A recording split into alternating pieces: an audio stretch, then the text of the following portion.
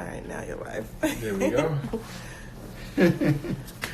Welcome back. Another Sunday at Police Brutality Matters. This is the segment called The Box. This is where we get in depth and I give an assessment on an incident that happened.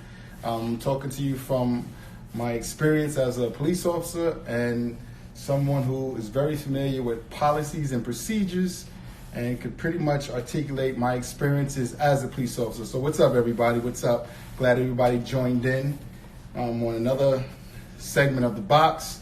We're going to talk about an incident that occurred and it's getting a lot of play.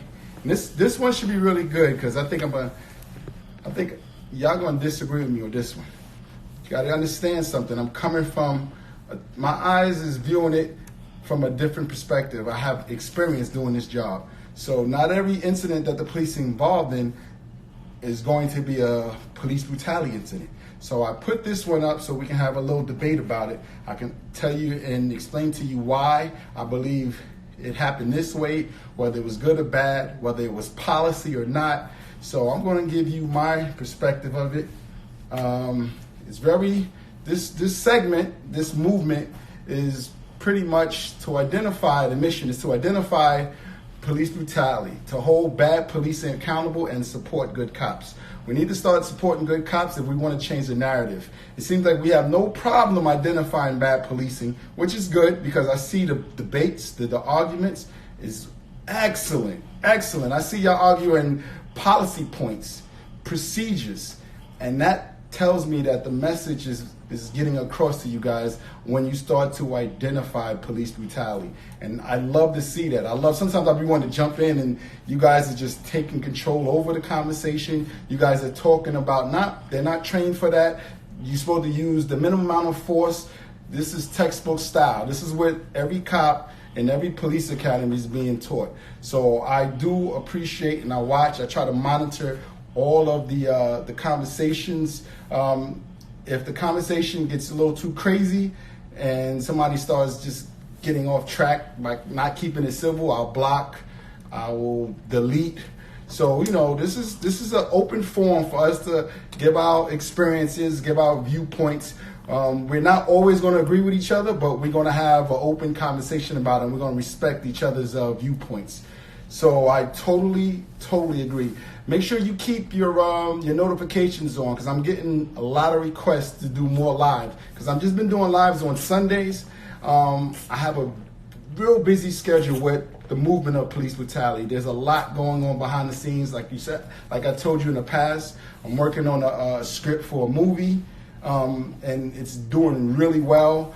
So there's a lot of behind the scenes. The book is doing really well on Amazon. I've been asked to speak in front of, I've asked to speak to high school kids and new recruits. So the message is definitely getting out there.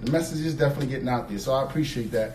What we're going to do now is make sure you keep your notifications on because I'm going to start going live a lot sooner. So I'd like to thank you guys for the support. It's been 5 months and we're at 10,200 supporters. And that's crazy. That's big. Right now I'm trying to develop a giveaway, book, clothing, the whole nine when it comes down to it. So I do appreciate it. We're like no other site. You don't see a lot of sites doing what we do. We're talking policy, we're talking procedures. We're not just getting on here and just screaming police brutality. I'm explaining to you from a policy perspective on how to identify police brutality. So with that said, I'm going to show you the video that's probably going to spark a good conversation today. Definitely spark a good conversation today. Here we go. Let me get to the video so I can show you guys exactly what we're going to be talking about. This one should be good. I have 2 people that said they're going to sign on and actually give their views. But take a look at this video. Just turn it. You're good. You want to do what you got to do. You know what I'm saying? I'll give you a fade. I'll give you a head up fade if you want one. You know what I mean? I'll take it off. Don't mean nothing to me. By myself. I guarantee you, dude. I'll have your fucking lunch money, dude. Guarantee you. You ask around about me in the hood, dog. They'll tell you. Well, you're on camera, you're supposed to be doing all this shit. respect, and you guys will get respect back. Because I was respectful to you guys at the beginning, you know what I mean? All right, then, officer, you guys have a good day. Nah, you guys have a good day. Have a good day. Have a good day. Have a good day. Have a good day. Okay, we're gonna let it play one more time. Catching up to you. You know what I'm saying? If you want to do what you gotta do. You know what I'm saying? I'll give you a fade. I'll give you a head of fade. If you want one. You know what I mean? I'll take it off. Don't mean nothing to me. By myself. I guarantee you that. I'll have your fucking lunch money, dude. Guarantee you. You ask around about me in the hood, dog. They'll tell you. Well, you're on camera, fool. You're not supposed to be doing all this shit.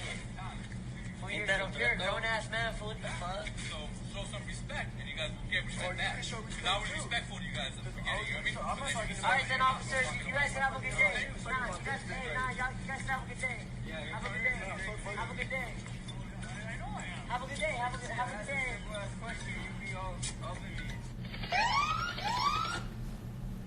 All right, you guys, y'all saw the video, and you saw the video, and tell me what you think. I'll let you speak on it first, and then I will tell you exactly what I think about the video. Anybody want to go live? We could discuss that, and I'll give you my. It wasn't police brutality, but I'll put this one up so we can start talking about it. Let's see who we got that wants to go live, and we can discuss this in reference to the officer's actions. BET, is he on? Hold on. We have a. I'm sorry. Hold on. There should be professionalism of bouncing, making $10 an hour. That was funny. Yeah, that was kind of. All right, so we have Detective 1944. Okay. What's the matter? Go ahead. We have someone joining us who's been on the job for a long time, has extensive police experience. He's a part of he's a part of the PBM team when it comes down to actually explaining what his views are, what his experiences are. What's up, Tone? How's everything going? Hey, Joe. What's up, Joe? Thanks for having me on, and good evening to all the PBM followers. It's a pleasure to see you all participating. And Joe, congratulations on 10,000. It's a beautiful number. And now we're going to work to spread that word and make it 10 million. But we're not going to stop now. It's just the beginning. That's right. That's right. That's right. Did you see the video? I did. Okay. I did. So what do you think about the video? Now, this group of people, I watched the conversations back and forth. You have a lot of people, because of the history of policing, of having negative viewpoints, having negative experiences. You don't get a lot of the benefit of the doubt when it comes down to this audience. So understand, you got a lot of people who just had the history of policing has been bad to a certain group of individuals. So their viewpoint is, would be a little. I'm not giving them the benefit of the doubt when it comes down to it. So you gotta, because you being a minority, then a minority officer, you might have to explain in detail exactly why or why not you agree, why you disagree. So go ahead and tell the people what you think about the incident. Well, I'm looking at that incident. I'm trying to put myself in that officer's shoes as I walk through, let's say, and that looks like that was a park, right? Mm-hmm. And whether you're in a park and you're dealing with other minorities, or you're walking in a low-income housing area where there's a lot of minorities, and from time to time, you'll get that one kid to pop off at the mouth. Now, remind you, I've walked in those areas, and I've actually spoken to residents. I've spoken to teenagers, people sitting in lawn chairs and whatnot, and they, believe it or not, a lot of them welcome me. There are a lot that don't welcome you, but they are, for whatever reason, we can only imagine, but I can't prove anything. They haven't done anything wrong. They don't want me there. Right. And a lot of that is because of the history of policing and those bad officers and some of the stuff that they've witnessed in the past, particularly a lot of those movies that you've shown or the videos that you've shown. And a lot of times in the low income environment, the police are not welcome. But as I walk through those areas and I get a kid that'll pop off at the mouth at me, I'm going to engage him. Now, remind you, I'm going to engage him in a way that I'm going to deliver a message to him that he knows that I am an officer and you're going to respect me. I'm an adult and you're going to respect me. And you're not going to disrespect me in front of your friends. I have a job to do. You know, they don't understand that you have to walk in that community and you have to gain and maintain respect. And if I have to speak to that kid in a way till he get the message, and it looks like that's what that officer did, he spoke. And sometimes you might have to use certain language for the kid to hear and understand what you're saying. Right. I'd rather get that message across than to be the guy that walks up, hears that, and want to just take the kid and slam him to the ground, tase him, get into a one-on-one. There's a scuffle, and I don't know how many possible shootings or an escalation of that type of incident will occur. He made his point. He said, "I will be respected," and he walked off. It didn't even escalate at any point from that point, and he walked off. So did he use profanity? He did. Did he step up close?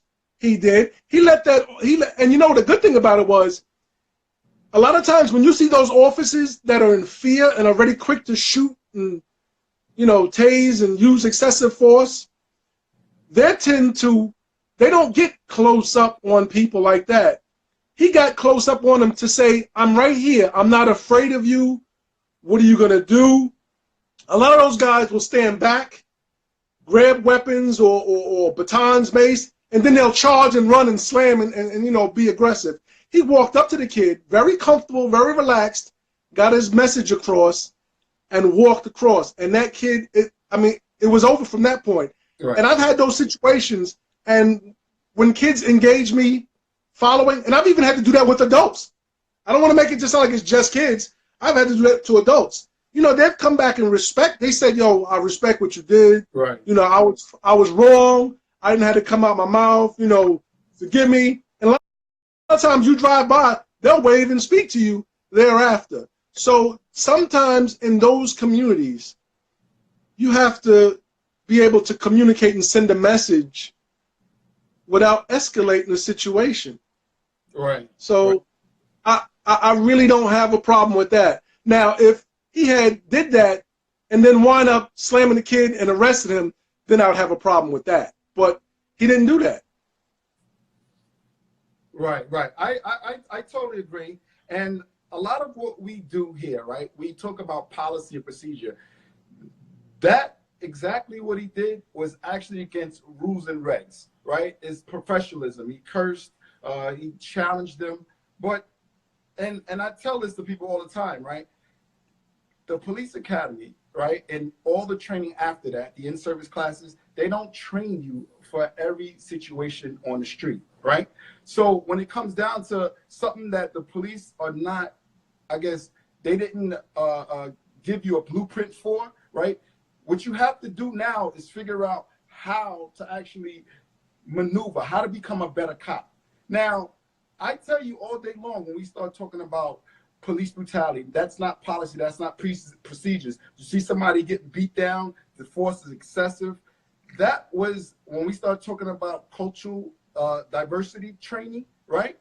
When, depending on that cop and depending on what he's trying to display, that measure of communicating could actually be a positive thing. And the reason why I say that is because as soon as I got out the training academy, right, I remember the first day in patrol, or first day responding to the shift, the lieutenant of the shift said, "You know, you got a project car. We only go in there when we got a call. You get in, you get out, and you hurry up because you don't want to be in there." And that was totally like against everything I believe in because I come from that area.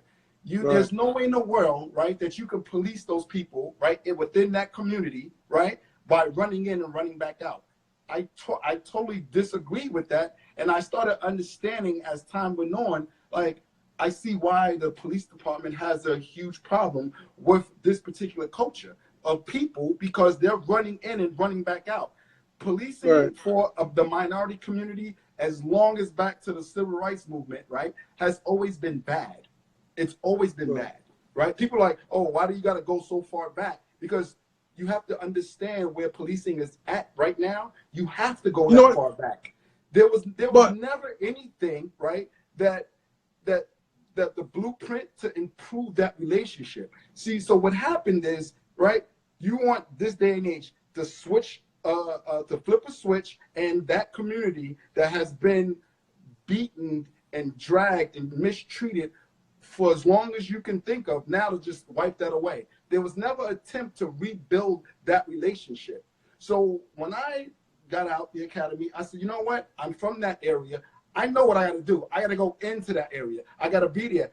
They can't just see me in that area, locking people up and then coming out, and then I expect them to respect me. I expect them to have a better relationship with me. You got to be a part of that environment. You have to be a part of that community, right? For them to actually understand, like, yo, policing was bad a long time ago for a lot of people of color. I get it. I understand that. But there was never an attempt, right, to make that relationship better when it came down to right now. Everybody right now, if you talk cops right now, they just need to respect us. What? How? Why? It doesn't work that way. You got to go as a police officer. You got to go in there and you got to ask for that respect. You got to show them that policing is different. You got to show them that you care for that community. So when I see that guy, right, and he approached that group, and he had that back and forth conversation when it went down. I seen a lot of the comments was like, oh, he was wrong. That was excessive force. It's so much more to what he's done, depending on what happened after that. What kind of officer was he when he established that? And the reason why I said it is because I've done that. I've done that in the environment. I've done that in the community. But at the same time, I was in that community. I became a part of that community. So when I started looking at the relationship of how in certain environments you need to communicate, it may not be textbook how the police want you to respond. You're constantly trying to build a relationship with that community. You're constantly trying to gain the trust of that community. So was he a little firm? Was he not so-called police policy procedure standards, right? No, it wasn't. He went inside, he spoke to this guy, right? And he challenged him because evidently the kid challenged him. His tone was down. His hands was always down to his side. And he pretty much said, yo, if you want to go there, I'll give it to you. You know what he did? He made that young man look at the person in the uniform and not the uniform. Because what he was telling them is, I'll take this uniform off and you're going to respect me because I'm going to respect you. If you want to handle it like a man, then we can go there. I've done that.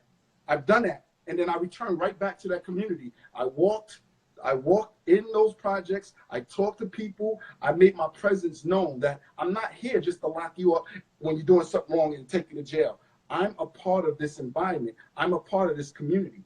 I've done that day in and day out. So what happened was, once the community started saying, wow, this dude is really a part of our community, he cares about us, I started getting a lot more feedback, a lot more involvement. I had people calling me, telling me who did what, like as far as, yo, because a poor project community, right?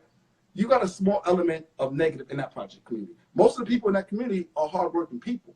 But if you're not from that environment, or if you never took the time to try to understand that environment, you just go on and think what the rest of the world thinks, that they're all animals, all they do is kill, the crime rate is bad. A lot of people, I come from a low income area. That's not the case. Like I had to tell a cop one time, like, yo, what's wrong with you? Why are you standing there holding your gun? What's the problem? You know something I don't?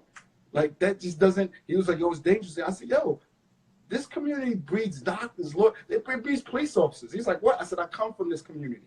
So that's totally wrong. But his mindset, because he didn't understand the culture, he didn't understand, like, yo, there's a lot of good people in here. There's a lot of good people in here. So when we start talking about how he was communicating with this kid, right? If that communication builds, right, a level of respect between them and everybody else around him, that was an effective tool. That's something that the police department don't understand that, because most of the policies that's written, they're not written from people within that community. So right. I would not consider that police brutality. I consider that as a tool to actually develop a relationship, develop a rapport. Because I don't know how many times I told people, well, I didn't do it a lot, but I have told people, yo, what? Take the gun off, take the badge off. Yo, we could do that. I came here to respect you. You want to get disrespectful? Yes, I can go there with you. Yo, this uniform don't make me. I make the uniform. And once I said that, people was like, yo, he's really like, yo, I've had people come out after that and somebody else check him in that neighborhood. Nah, he's cool, man. He's cool. He's not like the rest of them. Nah, he's one of us. They accepted me as a member of their community because I made myself available. I developed that rapport with them. Something that you can't, that the police departments just don't understand. Yeah. You know, another interesting thing, Joe, is how complex the low income or impoverished communities are. Because you have to remember, they lack a lot of resources.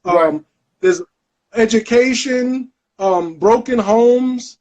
So you have that element. You have people who are how do we say, they want to achieve more. They're lacking, but they're trying to achieve more. Like you said, the working class, whether they are working menial jobs and they're trying to go to school and whatnot. And then when I talk about the complexity of the environment, you have that along with that criminal subculture element in that environment. And you have all of that that's brewing and manifesting. And officers are going to have to be able to go in there and be able to tell the difference between an honest, hardworking minority or even a white person.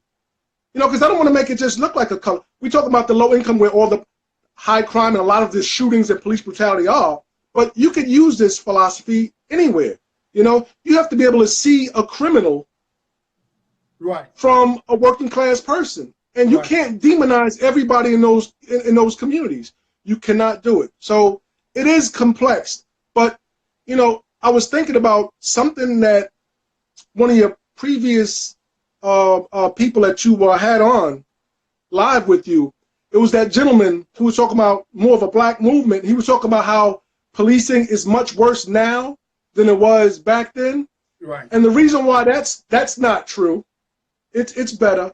Don't get me wrong, there's a lot of wrongdoing, but if you look back in those old films, you remember when you looked at Selma, when they was walking across the Edmund Pettus Bridge, law enforcement was punching and knocking people out.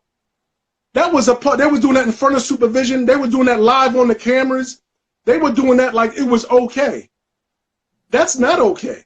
People were getting assaulted live in your face. They're not doing that now. We got cameras now that's exposing it, but the administration, they see that. How come those officers weren't getting arrested back then? Because it was a norm. It was an accepted practice in law enforcement. You don't talk back. You're not allowed to do that. We're not doing that these days. Times are changing. It's a whole lot better. You had the police that are a part of these little fascist groups, and they're probably, I don't want to say they are still. The numbers are much smaller, but yeah, I mean, you have what, alt-right, or you have white supremacy in all areas of law enforcement, but you have all types of racism in law enforcement. It is up to the Department of Criminal Justice to track that and make sure it's not. And I mean, a wrong is a wrong is a wrong. If you are a black officer and you are racist, you could be racist against your own black. You could be racist against white. It has to stop. We have to protect all citizens in this country, black, white, Asian, Latino, everybody. And that's what's so different about this. But your book addresses those issues. It talks about things like that. It talks about the recommendations. It talks about DOJ, how they should have a special division just to monitor police activities as pertaining to, brutality and violence and whatnot. There need to be a tracking system. You want to know the victim, the location. Was he armed? Was he unarmed? You want to know the officer, his race. You want to know what were the circumstances and the environment that he was in when everything happened. It's a realistic approach that really needs to be addressed. And Right. once again, your book addressed that. So, you know, I'm glad to see. I hope more people actually get that book and be able to see exactly what you're saying and come back on your show and talk to you about it, because this is something real. Right. Right. I totally agree with everything you said. Let's see if we can take a question from the audience.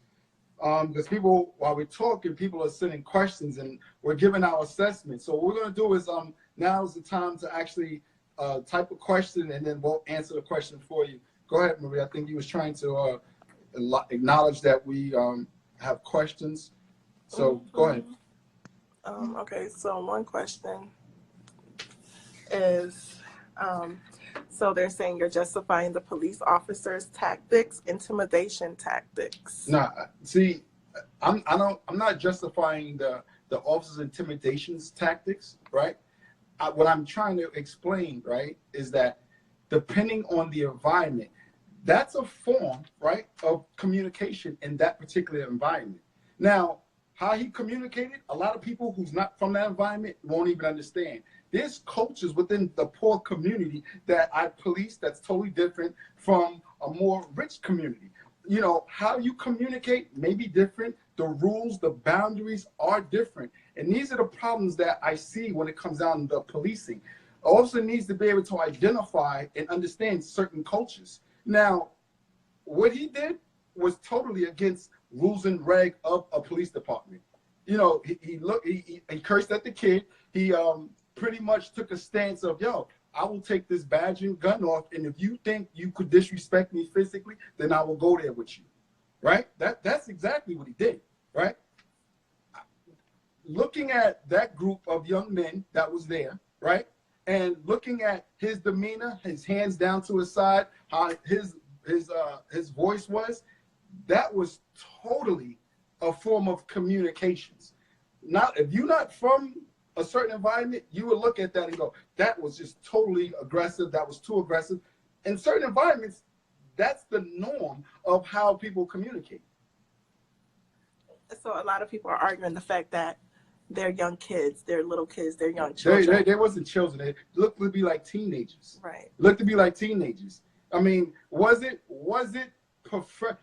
the so-called standard of what the police department considers professionalism? That was not it. That's not how the police department wants you out having those type of, but depending on the messaging behind that, right? That was a form of communication. I've had success. I had to do that maybe twice. In my whole time of policing, I had to do that. I've done that twice. But it followed with building after that. There got to be a level of building after that. Now, that cop is his job now to actually go and actually continue to communicate with this kid. When I was assigned to a low-income project, when I first got there, I had to do that. I exactly had to do that. But then I stayed there. I stayed building on that. And then the community actually embraced me. When it came down to me talking to them, I went to the local schools. I attended the school sporting events. I checked on kids in classes. It took a whole lot more than just that. It had to be more to it when it came down to it. So you can't just look at that messaging. If you don't understand it, I can see where you can say, well, that's not professionalism. I know when I used that particular tactic when dealing in that environment, it worked excellent for me. And I actually had a level of respect that I didn't have previously, that officers wouldn't have. I would get more information from the community that I policed because I became a part of that community. But my first initial get there, they looked at me as just wearing the uniform. So I had to gain a certain level of respect when it came down to it. And I've used that tactic probably twice throughout my whole career. And I had a much better, I guess, understanding and more acceptance because it followed a whole lot more. It's like, and I hate to use this term, when you discipline your kid, right? There got to be a follow-up with the discipline so you can have an understanding with each other. It's just not, I'm going to come and I'm going to abuse you, then I'm going to walk away. It doesn't work that way. It doesn't work. You know, Joe, it was almost like he took off the police uniform. You know, it's a metaphor, but he took off the police uniform to act as an adult or parent, as an uncle to a kid, saying, hey, you're not going to be disrespectful to me, you know? And then, you know, remind you he is in uniform, he is conducting himself. Right. In a way. You see his comment where dancing with Life 11, he said, but those aren't your kids. When I was assigned to my project, that whole community became my family. So when you say that's not your kid, I embraced that community like that was my family. So I had that relationship with that community that allowed me to check one of their kids when it was doing wrong, or bring them back and talk to them. So when you start saying that's not your kid, that's one of the problems that we have in society. Oh, you can't be firm with my kid. You can't, that's my kid. If your kid is being conducted himself in a manner to where he needs to be checked and you're not there, the police should, right, have that type of respect to do that. But the officers don't understand that. The policing culture doesn't understand that. You got to understand that culture to do it. I remember a perfect example where there was I went to a domestic call, right? And well, it wasn't my domestic call. It was two units that was in the projects that I worked in. They was on a domestic call, and the officers there, it was a husband and wife got into domestic, neighbor calls. The officers went there. It was escalating. A crowd started gathering. It was escalating. The officers got there. Was like, shut up. I want everybody to shut up. And who are you telling to shut up? They asked for another unit. It was my area. So I was like, you know what? I'm out on taking a report. I'm going to put this report to the side, and then I'm going to go to this call because that's my area. That's I want to be directly involved with my beat, my area. So when I got there, I seen the officers yelling at the husband, and the wife was on the side, and then all of a sudden they turned around, and then now you had a husband and a wife who was initially arguing with each other. Now they're arguing at the police because the police came in with the attitude of, yo, just shut up. Y'all gonna just listen to me. So when I seen all this going on, I asked the husband, I said, can I please talk to you outside? So he came, talked to me outside. I pretty much figured out what was going on. I separated the husband and the wife, and I calmed the whole, de-escalated the situation down. Now, when it was all said and done, it totally escalated because the officers who got there, they started telling the husband to shut up. And he's like, this is my house. How you gonna come in the house and tell me to shut up? And that led to a huge escalation. And then once the call was done, the officer was like, yo, why did you tell him please? I was like, what are you talking about? You told him, can you please step outside? Yo, we the police, man. We don't tell people please. I was like, that's your problem. You in this man's house, and you're yelling at. You're already looking at them as beneath you. These are the same people, right? That you're supposed to be there to de-escalate a situation that you see people at their worst. And their whole thing was, yo, you got to be so aggressive. You got to take control. Telling that man to please step outside so I can talk to you. I de-escalated. I removed both parties who was arguing at the time. Once I removed them, everything just went down. It was no more yelling, no screaming. I got outside. I had a back and forth with the husband. We talked. Everything was squashed.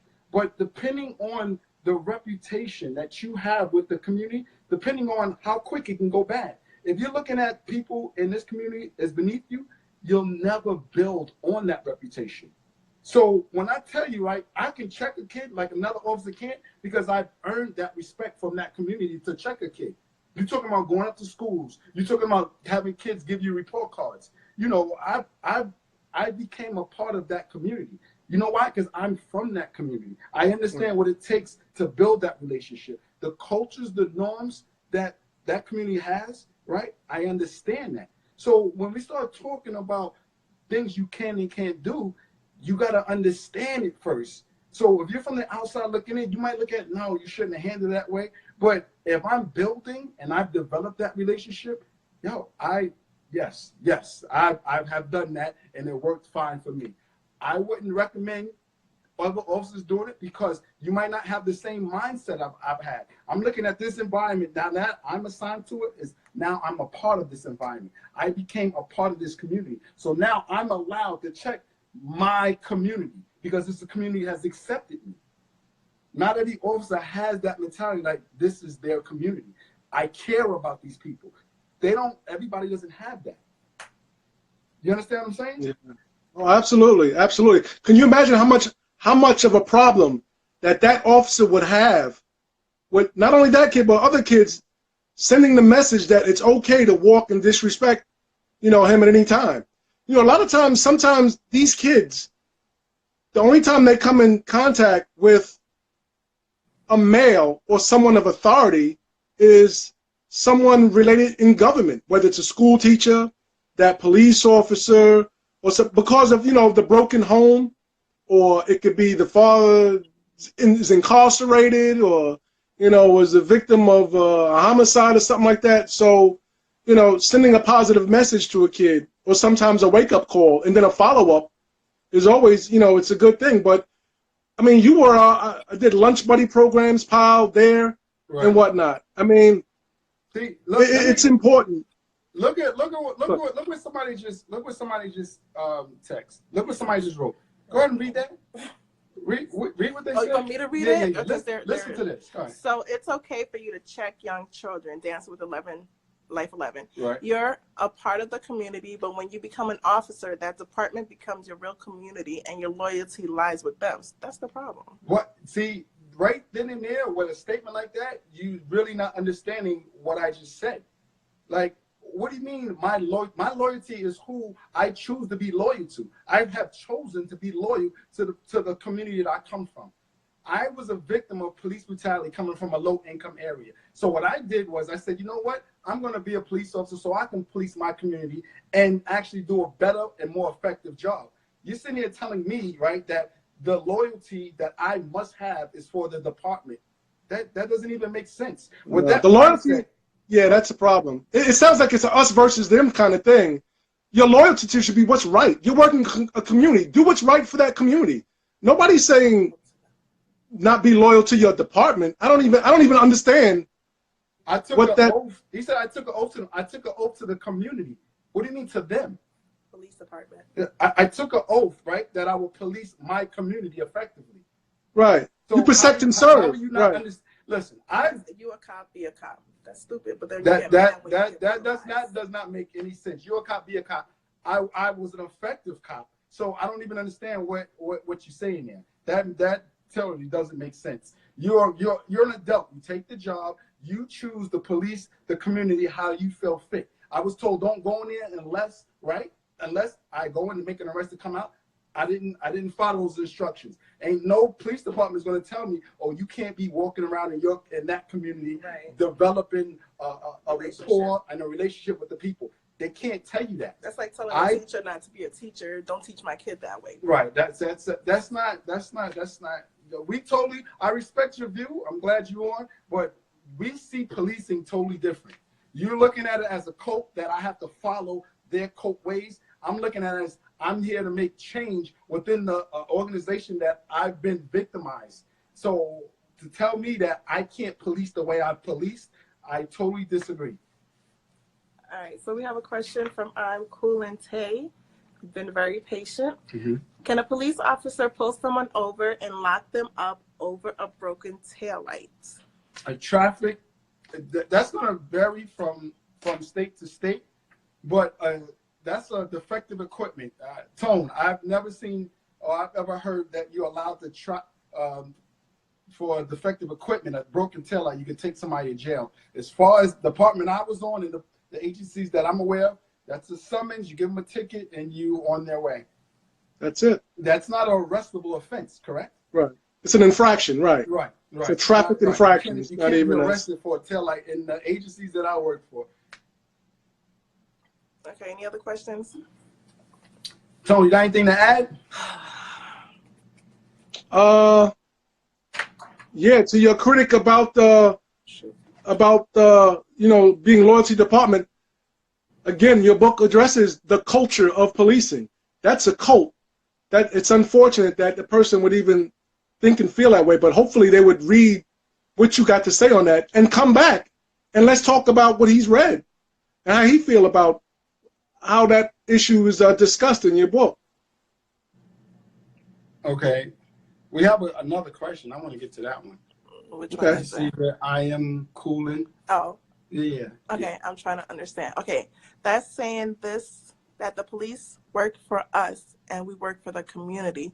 So why do you let children or teenagers walk around disrespecting you, or a male or female figure? If we do our job, it makes for them better with no problems. I think he's probably trying to say, no, I take that back out. I don't want to. I have no idea what Yeah, if they want to call in, I'm cool and tape. You want to? I'm cool and Tate. You want to call in And go live. and go live so I can have a better understanding of what you're saying? Yes. Or anybody else who's going back and forth. Dancing with Life 11. Policing is a cult. They're the biggest gang in America. It's a reason for them to dig something up and arrest you for something else. I mean, and that is true, but it's not happening with every officer. Right. Everybody's not thinking and feeling that way. It sounded like the individual who was typing earlier was saying that you have a dedication or commitment or loyalty to your department. So I don't know if that individual condones that type of behavior or not. But your commitment, your oath, it should be doing what's right for people. It's doing what's right. Your department, everything on down should be doing what's right for people. Right. Plain and simple. Right, right. You as a police officer, you have a lot of latitude on how you police. So when it comes down to it, I mean, you pretty much got, as long as you follow certain protocols, you pretty much can do whatever it is you need to do. Now, yes, there is certain norms of the culture that I don't like, that I just didn't follow. But yeah, you pretty much, when I was told to go into the community, come right back out when I'm locked, I didn't do it. So what you gonna do? You gonna write me up for walking around in my beat or my community? I just, there's certain rules and cultures that I didn't agree with, so I chose not to do it. Joe, there's one other myth, a myth that I want to talk to you real quickly about, so you can take on some other callers, because I know, I want you to get to some other people and get them in. But right. the thing that I want to talk about is how many times you hear, never in my department, but outside, in the way a police officer or somebody with the union head or the news media who don't know the insides of policing will talk about that officer, he was afraid that he was not going to go home that night, and he was in fear of his life, and an officer's got to go home, so that's why to justify certain action behavior, I'm afraid, I don't know what's going to happen to me, and I got to make sure when I come to work, I'm afraid that I might not go home that night. So I'm afraid, or I'm scared. If I never heard any officer say, I knew when I went to work, it was every bit of my intentions of getting off and going home. That's the mindset I had. I didn't come to work. If you are a police officer and you go to work and you're scared and you're saying, oh, I might not go home, like I said before, take your gun off, badge, go into your commander's office, drop off your stuff, and get some psychological help. Let me tell you, people are dying more from hit and runs. You could just walk across the street and a hit and run accident will kill you much more. Police officer's job isn't the most dangerous job. We thank them for doing it. Not in the top 5. It's a very dangerous job. It's a dangerous job, but they're doing it for us. That's the difference. They're doing it for us, and we appreciate them. But I always knew I was going home, and I did everything right. Circumstances happen. People die in their employment, in their line of duty, and unfortunately, there are bad people out there. But you can't go to work with the mindset, I'm scared, and I might not go home, so I'm going to react a certain way, because then your rationale, your thinking is going to be off. And for example, look what happened in New York in the housing department in Louis H. Pink houses, where the Asian officer had the gun in his hand and the door opened up, and he wound up shooting and killing an innocent man. We can't have officers with that mindset. If you're afraid, you need to get a work-at-home job and stay at a computer at your house where you feel safe. Yeah, you're absolutely right. You're absolutely right. Okay. I have a question. Yeah. Hold on, Tom. She got a question. Well, okay. So I'm cooling Tate. So what he or she was trying to say, I was saying people say the police work for us, but little do they know we work for the community, and yet we let children or teenagers walk around disrespecting us as black or white. I don't. What do you You mean? still don't Is there a question behind that? No. You remember how he or she was saying, trying to make a statement. So it's basically saying, the argument of a police officer checking a kid. Right. People disciplining the other kid. He's saying it's okay. Is that a good thing or a bad thing to that person? I'm trying to figure out. Okay, so he was saying people say police work for us, the community, right? But little do they know that police officers actually do work for the community, right? And yet, we let children or teenagers walk around disrespecting us as black or white. You don't get it? No, because we don't let them.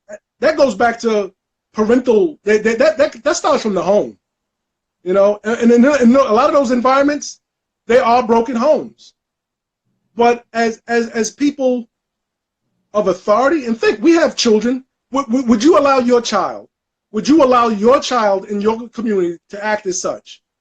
No, it's unacceptable to me, and I hope it's unacceptable to everybody. Right. But as someone in authority and someone who cares about a community, you want to try and correct that. You have to correct that.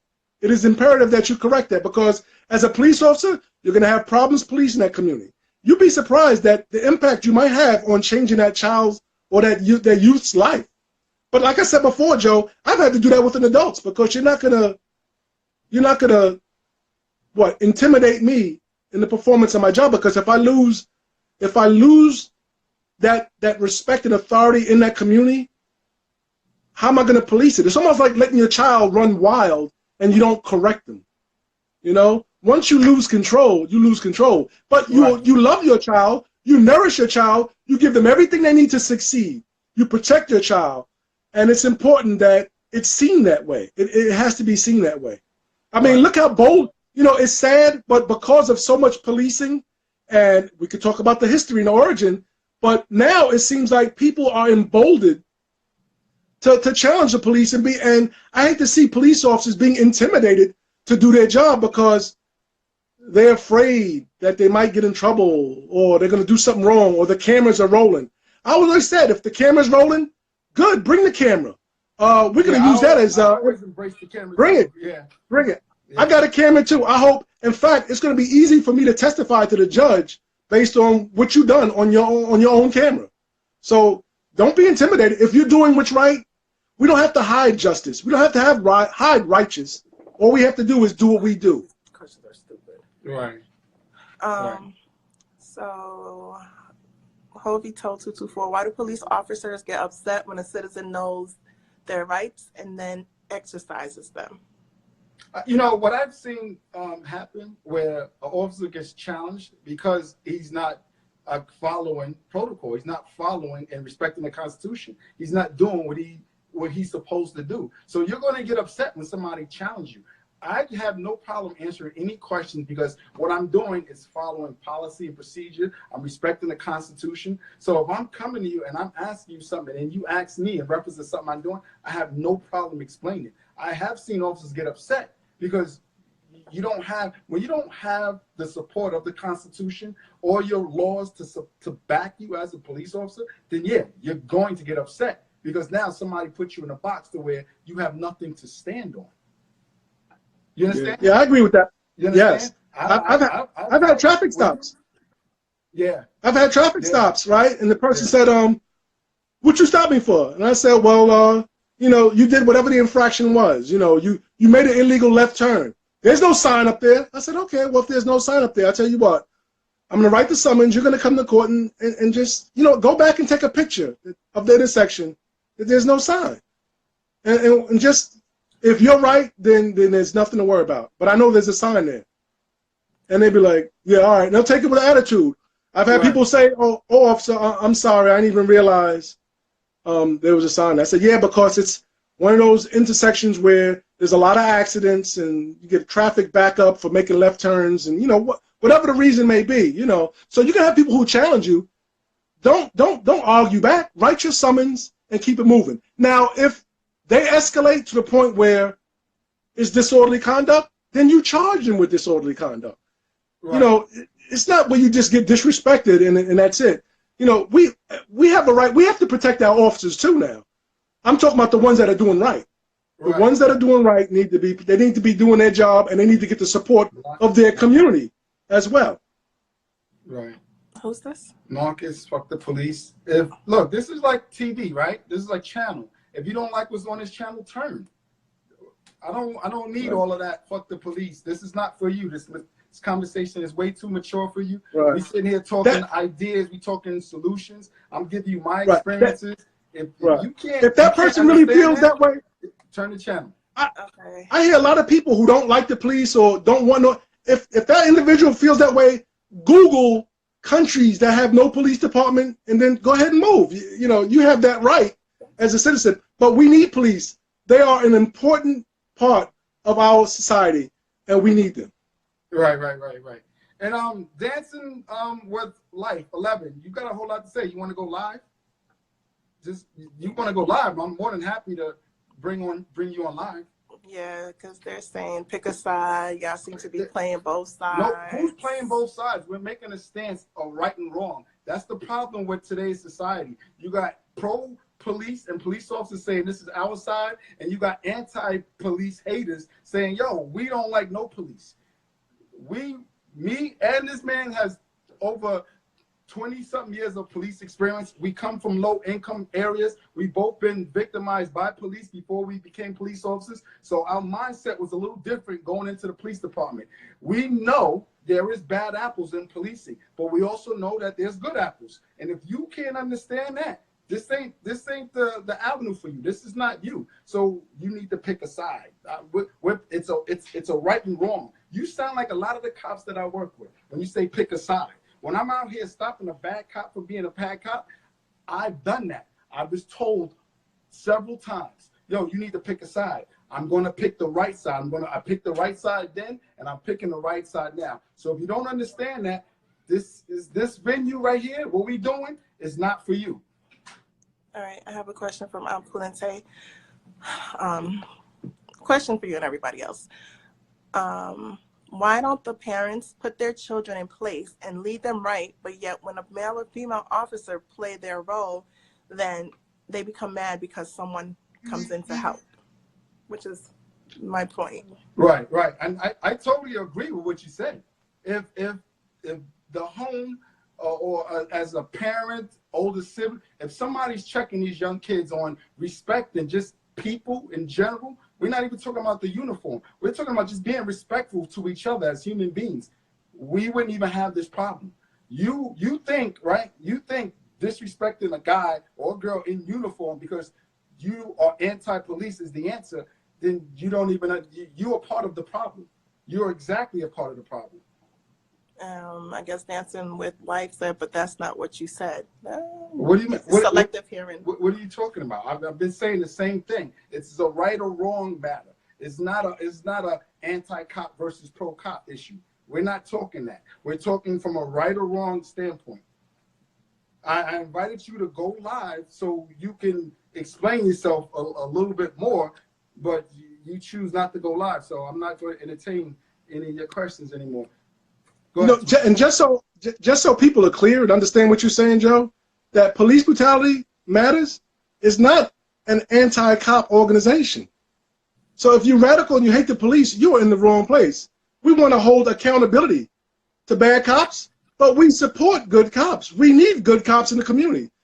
You need good cops who's going to respond timely, respectfully, save lives, and assist citizens of this country. We need them everywhere.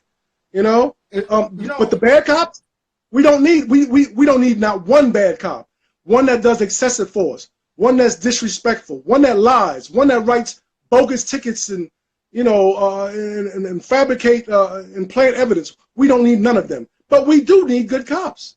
This is America. This is the society that we live in. We need good cops. So I just want to make it clear. It's about right and wrong. It's not about no cops or anti-cop or F the police or all that stuff. You're exactly right. Just like we can sit here and you look at every post on the page, we identifying bad policing. And, you know, we'll tell you right out the gate, that's not a part of policy. It's not a part of training. And you get a lot of people who want to support the cops. They take the emphasis and put it right on the individual.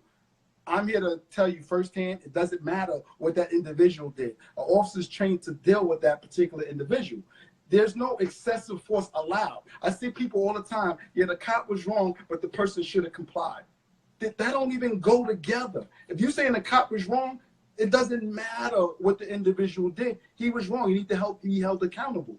Officers are trained. I've been through thousands of hours of training on the use of force, on the use of force continuum. What force to use when you receive this resistance or this type of fight. No, when the officer is wrong, he's wrong. The emphasis is on the trained professional, not the individual who's at its worst, not the individual who's committing a crime. Like that's crazy. You can admit the officer being wrong, but you like to deflect it and go back to the individual if they only would. No, if the officer would have done what he was trained to do, they wouldn't be a part of this page. They wouldn't be posted as police brutality 101 a part of this page. Period. That's how that works. Okay. Yeah. So I think, you know, another thing I see is they will justify the officer's actions based on the individual that they're in contact with. Like, you know, for example, if the person's handcuffed and it's the individual and they could be drunk or whatever it is, mental instability, and they kick the officer, they feel that the officer now has the green light to beat that person down. Right. That's not true. Right. And they'll say, well, he's getting what he deserved. No, that's not your train. I was never taught. I don't know any academy or any use of force continuum says if someone hits you, they fair game, beat them down to a pulp, and everything will be okay. Right. Now I charge them with assault on an officer, and you appropriately restrain them using the minimal amount of force used to gain control and restrain that individual, and that is an additional charge. It's not open season on you hit me first, so now I got the green light. No such thing. No such thing.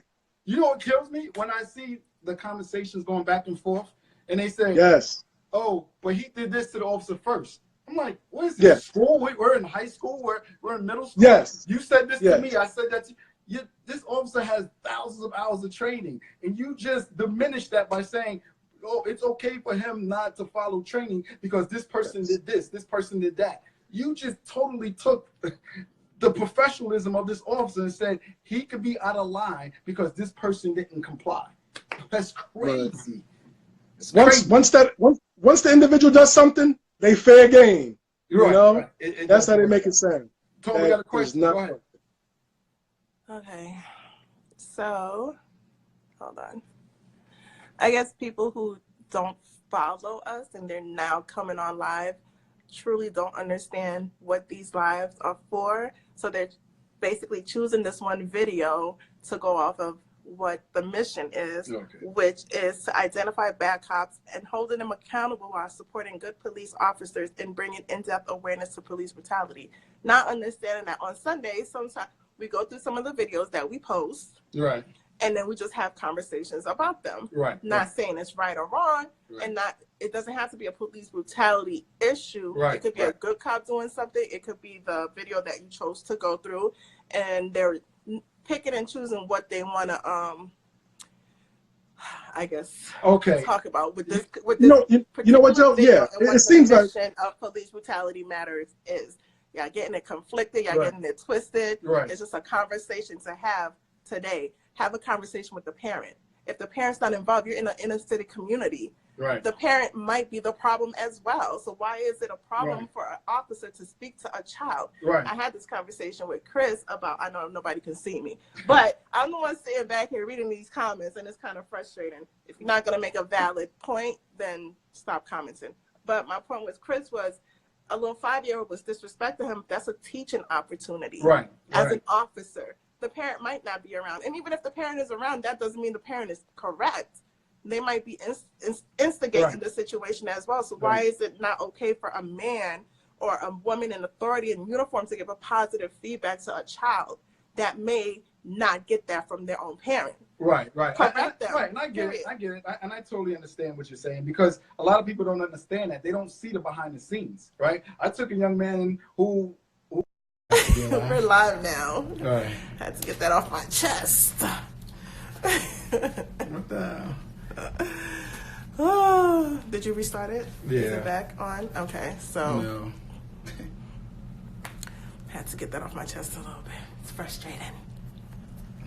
Parents want cops to be involved, but when you have good cops actually being involved, you Yeah. get mad because somebody checked your badass kid. Sorry. We live? Yes. We're live. It's not on here. It's not. You probably have to restart yours. Yeah, live? We're live now. All right. Had to get that off my chest. What the hell? Oh, did you restart it? Yeah. Is it back on? Okay, so No. had to get that off my chest a little bit. It's frustrating. Parents want cops to be involved, but when you have good cops actually being involved, you Yeah. get mad because somebody checked your badass kid. Sorry. We live? Yes. We're live. It's not on here. It's not. You probably have to restart yours, but we're live. Okay. Are we back? Yes, we're back. We're back. The hour passed very quickly Let's see. with this conversation. Are we?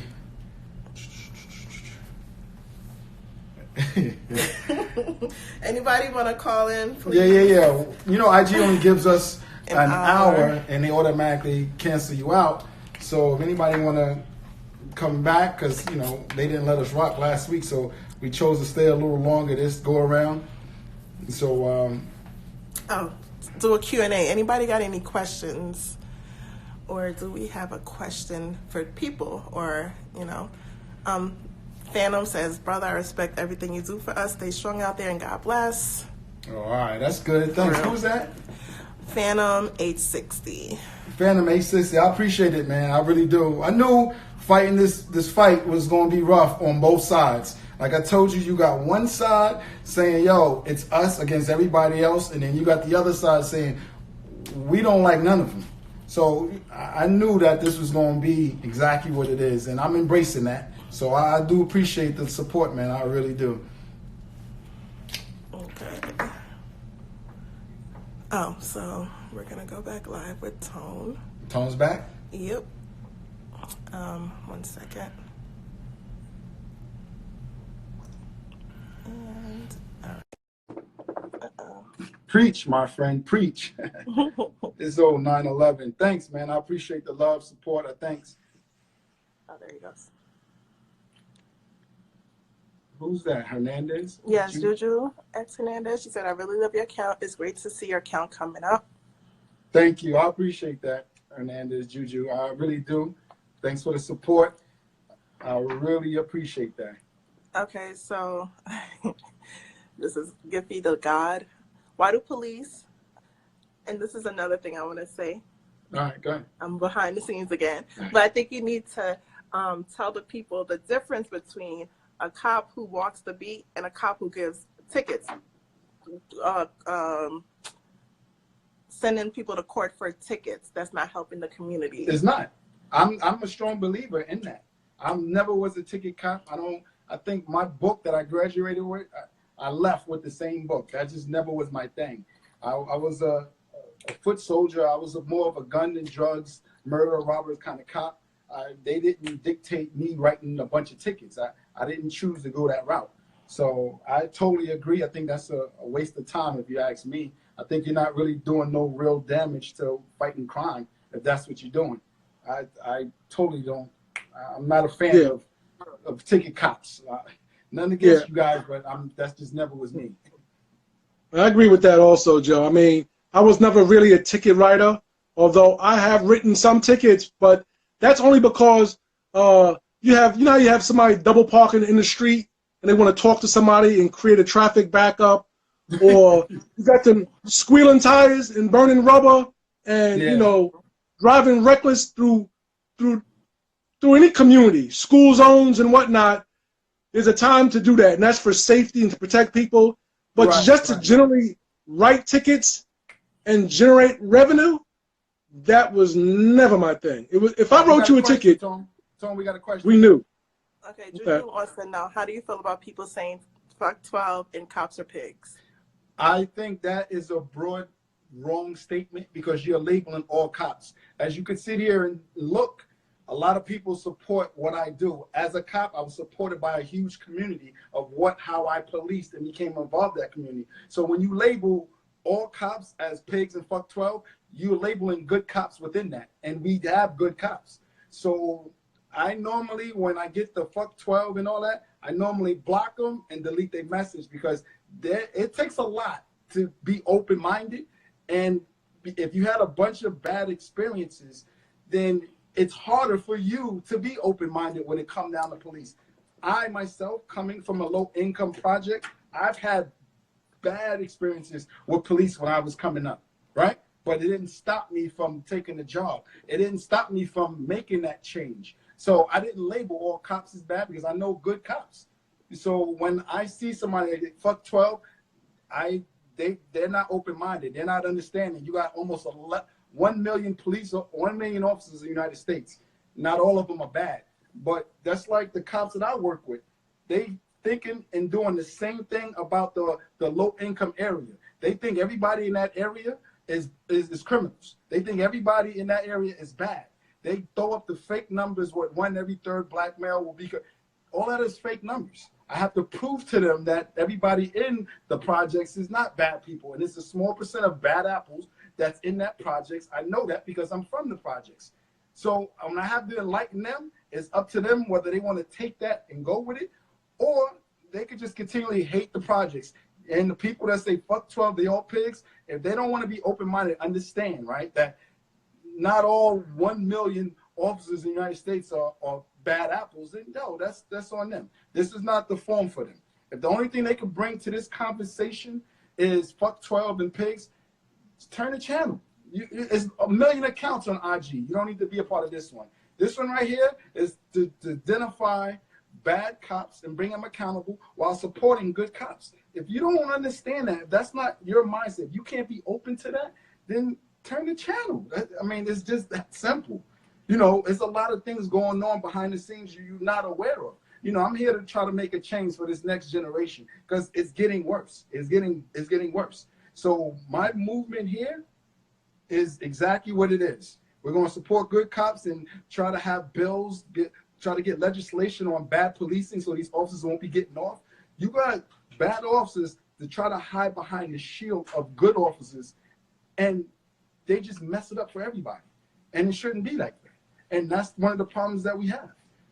Go ahead, Marie. We got a question. And you know, Joe, that kind of works both ways because we're trying to send that message to the cops that police and patrol that all blacks or all minorities are not criminals. All of them are not doing the wrong thing. Remember, you got, like you said, almost 40 million black people. You're dealing with a drop in the bucket.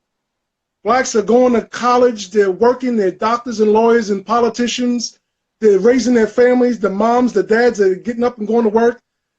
You know, so we don't want the police officers, when you come into an area, whether it's a low-income area or any area, because that's what you do as a police officer. You're supposed to protect all equally. Everybody who you see, especially minorities and people who live in low-income areas, are not criminals. They're not. Right. So, and I think that's the flip side to it. Just like all cops are not bad, and people have to look at it the same way. Right. Both sides. Right. I totally agree. 100%. 100%. You don't understand. I can't even tell you how many times the community that I police was like, yo, man, why your boys bugging, man? Yo, some of y'all cool, but none of y'all. And it's sad to say. Like I told them, I said, yo, you gotta treat the cops as individuals. You can't look at them as a whole because you got people that represent that whole. That they shouldn't be wearing that uniform. Like I tell the cops when they come into the projects, yo, don't come in here on my beat in my area with that dumb shit because I'm not having it. You know, everybody in here ain't a criminal. You need to understand that. So, you know, that's what the conversation is about. Is making, holding the bad cops accountable by having this conversation, by bringing solutions to this conversation. Go ahead. Okay, question. From Hovato 224. Why does it seem as if department policies and procedures trump the actual laws? And have either of you guys support the development of a bad cop bill? I'm the one who started a bad cop bill. Nobody started bad cop bills until I came out. I think it should be a federal crime when an officer violates. We're not talking about a mistake. We're talking about negligently going out and just abusing his authority, just being wrong. Like, for example, Officer Pantaleo, you got 4 officers there. Policy says you don't choke that man. You don't put him in a chokehold. I don't care what the union president said. It wasn't a chokehold. He should have been federally indicted, period. Officer Lohman, who killed little Tamir Rice. He drove up. Oh, people say he only has a split second. I totally understand that split second. But what I do understand, because I went through the training, thousands and thousands of hours of training, when you respond to an armed party, that's exactly how you don't respond to an armed party.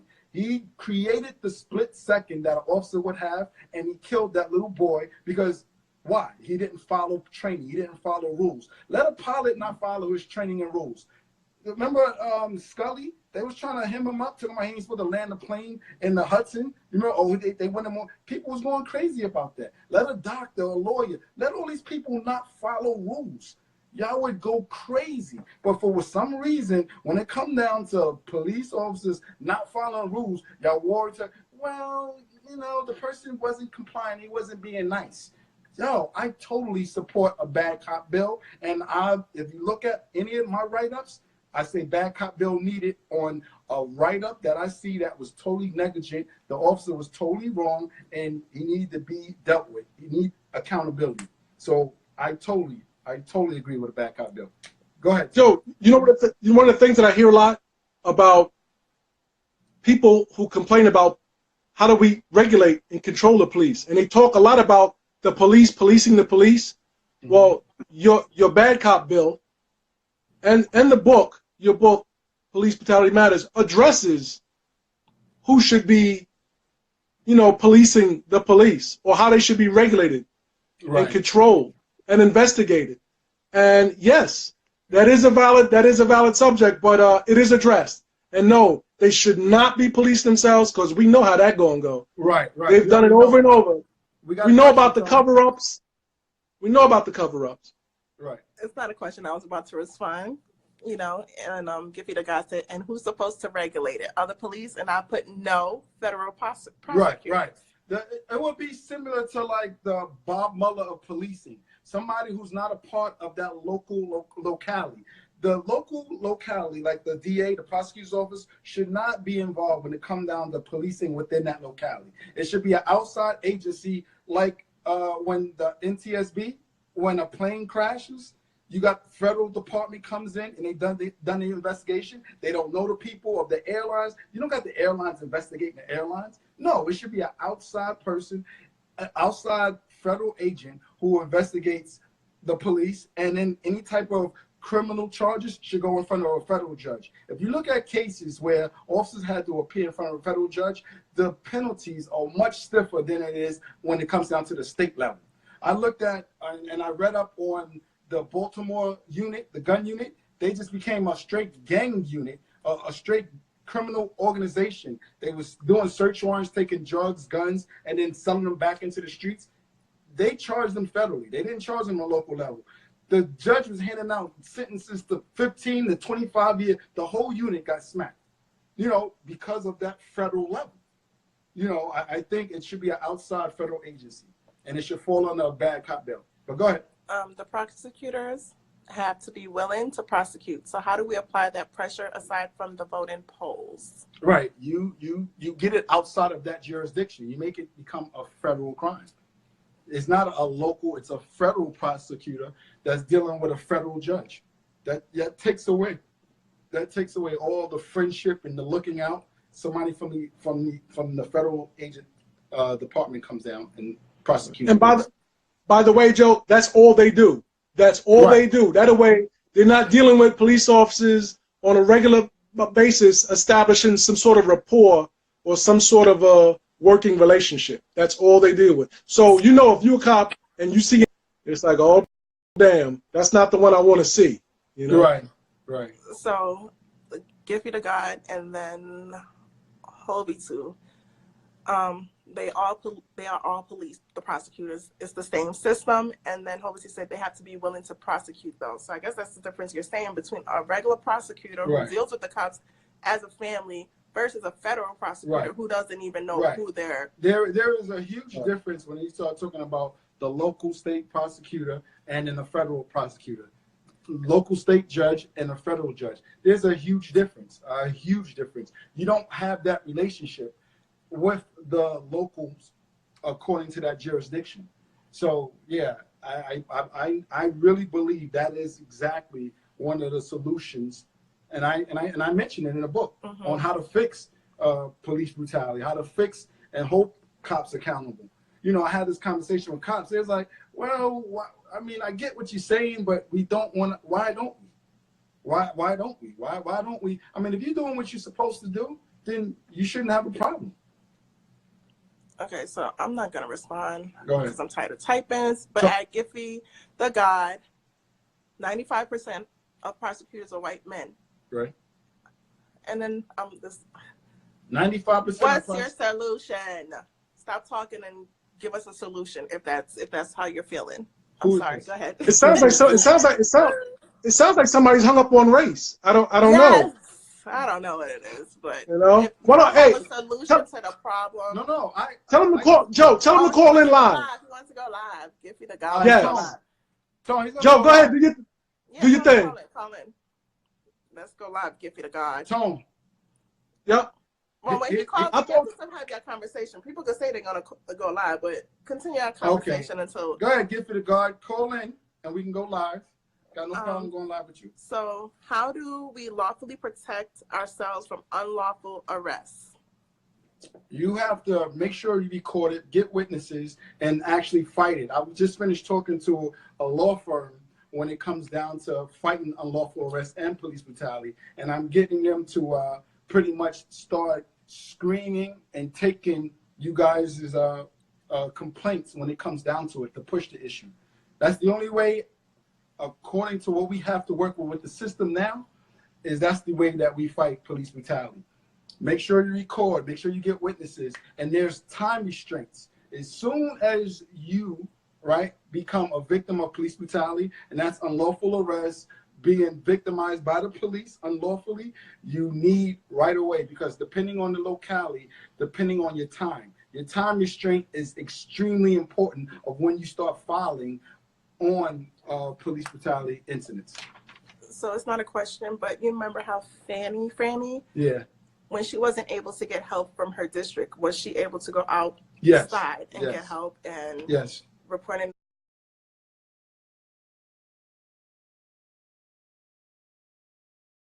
To the mayor or whoever? Right. That's exactly what you're exactly right. Okay. Tony, you got anything? No, I'm wondering where's the person that want to go live? Let them know. Oh. Let them request. We don't let them. I mean, I was letting them. You said I requested again, but I don't see. It's not. I don't see the. Yeah, I don't see the request at all. It's not coming up. So, do you have a? No. I don't see your request, so I was trying to. Okay. Somebody made a statement. When you make a complaint against the police, they start to harass and intimidate you. All right. That's why it's very important to have counsel. Counsel will handle harassment. I mean, it just makes your case a lot stronger when it comes down to it. The problem is a lot of people, like a young lady contacted me who was victimized by the police.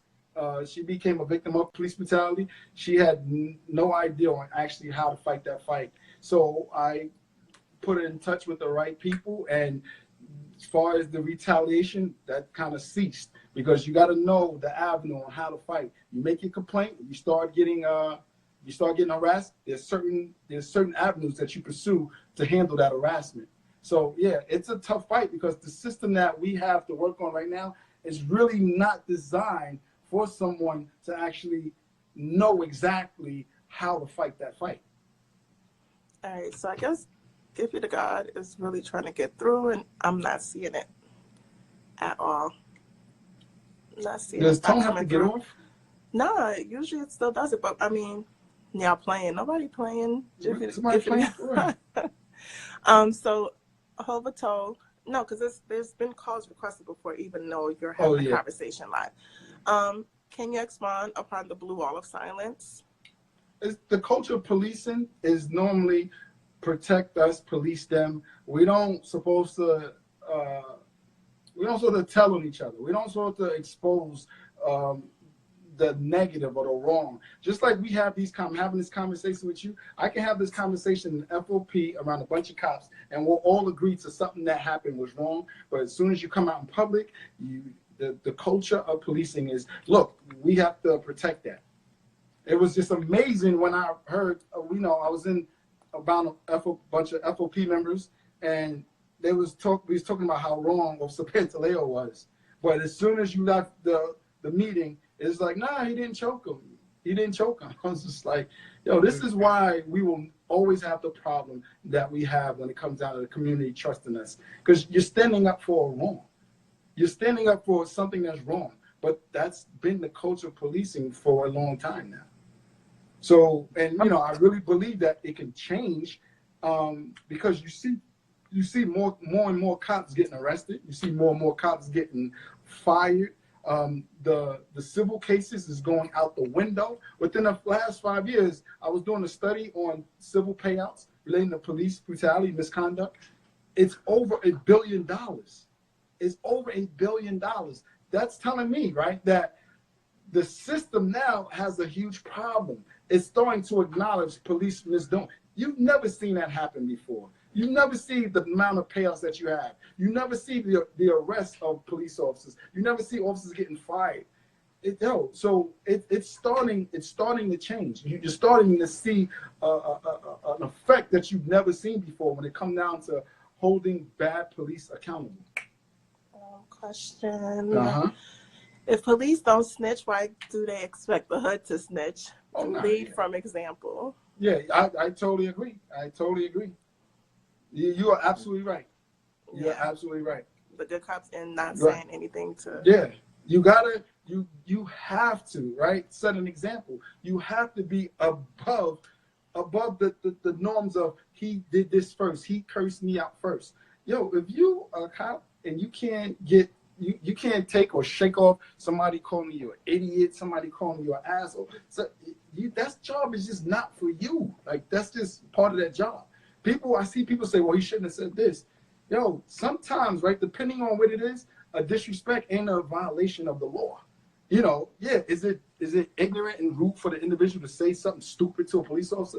Yes, most definitely. You shouldn't be being disrespectful to anybody, period. You shouldn't be walking around just being an idiot. You shouldn't. But, you got people who don't like police. They're going to say disrespect. It doesn't mean that the person broke the law. So the officer needs to have a little bit more thick of a skin doing that job. I've stopped somebody and go, yo, man, you ain't got nothing better else to do? Like, yeah, I do. But you kind of did something that you ain't supposed to in front of me, so I have to deal with you now. I was trying to go get some guns out of this place, but now I'm about to go there. You almost hit me by running the light. I'm not even a ticket cop, but now look what I'm dealing with. So, that's just the nature of the way it is. Go ahead. So this is a crazy statement. I heard a police say on camera that it's cheaper to kill people and pay the family than to keep them alive. That's false. That I told you know anything about that? No, but I wish he had a camera to record it. No, I never heard that. That's ridiculous. Yeah, I don't know about that. In fact, to kill somebody. I mean, because the police officer said it doesn't make it true. Right. Okay. Right. That's the only thing I can say about that. Well, because the police officer said it doesn't mean that it's true. Like, normally. And if he did say that, then there's a problem with him saying that. He has a problem saying that. That shouldn't even be said. But reference to that payout stuff, it's kind of sad and unfortunate that when you look at the payouts compared to other civil payouts of just different things, it's kind of low. you know, it's like they give the family $5 million and everything's okay. Meanwhile, somebody sued a corporation for a bad product, or you know, they hurt their arm or dislocate, and they're getting like $50, $60 million, and you're like, how do you even justify? What's the rationale behind those type of decisions? Yeah, so you're 100% right. You're 100% right. Yeah, it's crazy. It was another question. I guess I'm going to read it. So why are police trained to kill? But I've never attended any training, and I've been a part of a lot of trainings where you're instructed to kill. Every training that I have was always, you are trained to stop the threat, to stop the threat, to stop the threat. There's never been any training that I've been a part, and I've been a part of a lot of training. What about yourself, Tom? Same thing. You stop the threat, to terminate, whatever it is, to terminate the existing threat, but never to kill, Right. never to kill. Right. So I think we've always discussed this. The phrase "stop resisting arrest" is a code to beat you. If you're punching me in the head while telling me to stop resisting, it's my natural instinct to protect myself. Yeah, that is you're absolutely right, and that is true. You are trained in a physical altercation, right? To yell, "Stop resisting," even when you're not resisting.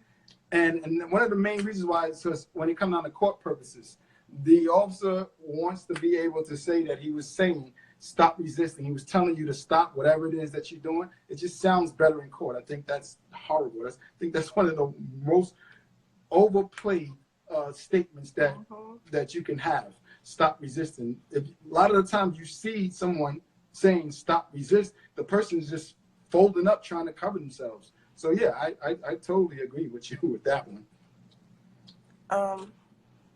Do you believe that police should have rubber bullets? Do I believe that police should have Rubber bullets?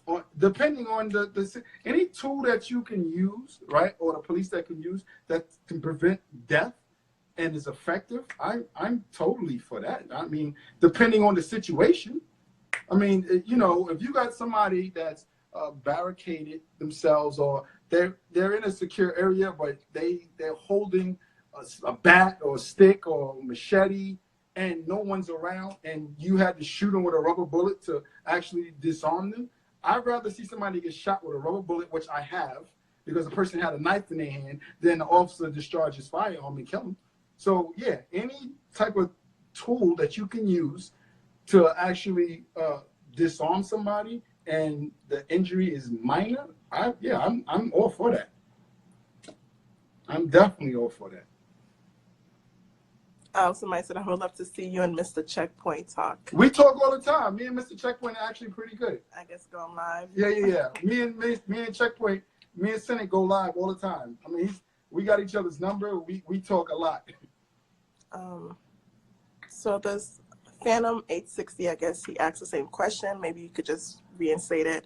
Why do police officers always use the word "stop resisting" to justify they did wrong, to justify them doing wrongdoing? Tom, do you want to answer that? Because I already answered it. Can you? I need to hear that again. I didn't hear it clearly. Stop resisting. Stop resisting. Why are you using "stop resisting" when you're not resisting? You know, it's just like I said before, it's just a tool that you're trained to use, because when it's all said and done, the officer's trying to strengthen his case in court, whatever it is, he can say, "I was telling the individual stop resisting." But that has been overplayed like you wouldn't believe. You see time and time again, somebody's just folded up on the ground and the officer's just pounding them out saying "stop resisting." Yeah. So I think that's one of my indicators that the officer might have been doing something wrong if he's yelling "stop resisting." Stop resisting and you getting pounded out don't go hand in hand. Yeah, it's just a verbal tactic. That's all. A verbal tactic. Yeah. Another question. Why are citizens unable to lawfully claim self-defense if they fight back with an officer that assaults them? It's a good question. Yeah, that is a good question. The system, the way it's designed, is not allowing you to fight back the officer. And that's kind of, it's a catch-22. Just like officers use, right? Just like officers use some of the tools of policing in a wrong manner, right? You will have individuals doing the exact same thing. And I don't think they want to get into that type of arena. They want to get to where, oh, somebody's saying it's unlawful, so I felt the need to defend myself. And that's just me personally trying to understand the system of why they wouldn't allow that. Okay. Being black and open carry, are there any tips? We all know police are scared to see a black man with a gun and can kill us for using our constitutional rights. I guess, are there any tips for a black man carrying? Yeah, I would tell, just like I tell, my son has a gun permit. You gotta understand something, like there's a few in the police community, right, that is afraid of armed black men, right? So when you're dealing with somebody who's afraid, the best thing you can do is by when you're dealing with them is try to not escalate their fear. And what I mean by that is, you got somebody coming to you, you got a gun, show them your hands, and I tell my son this. He's like, "Well, I'm not doing this. I'm not." Look, dude, like you got cops out here that's scared that you have a gun. So I'm not going to be trying to argue this point later on after you dead because you had some guy that shouldn't have been wearing a uniform that's scared of you, right? You have to make sure that it doesn't escalate. You try to de-escalate that fear in that officer. Yo, here's my hands. Like, my son carries a gun. He's licensed. I tell him when he gets stopped, put the dome light on in your car, right? Roll the windows down because you got a little bit of tint. Keep your hands on the steering wheel. You need to do these things because the guy might not be a good cop walking up to you. He might not. He might have he might look at you already and go, "This guy is dangerous." He's not looking at you like, "Yo, you're about to graduate and go to medical school." He's looking at you as a young black male with a firearm, and now I might be in fear of dealing or having contact with this individual. So you have to kind of, and it's sad to say, I'm just being as realistic as I can. It's sad to say, you have to de-escalate that. You got to make that officer who is scared of you not be so scared anymore. Like, yo, listen, look, here go my hands. I'm going here to reach for my wallet. I'm going there. You may not have to do that, but that's not right then and there is not where you want to try to make a stance. What, you agree, Tom? Yeah, and you know that is so sad because that's not a part of no police training. Right. That's not a part of no courses you take when you obtain a weapon or when you drive a car. That you have to. But it's unfortunate that blacks and other minorities have to actually perform and show. Officer, don't be scared of me, and have to put lights on, and you shouldn't have to do all that. But, and that bothers me, that either we all have to do it or we all don't. But like you said, it's a realistic thing, and shoot, the life you save might be your own, so do it. Right. Go ahead. Federal law says you can resist unlawful arrest to the point of killing an officer, but black people resist unlawful arrest and get killed with no repercussions for the officer. You know, I've heard that several times before.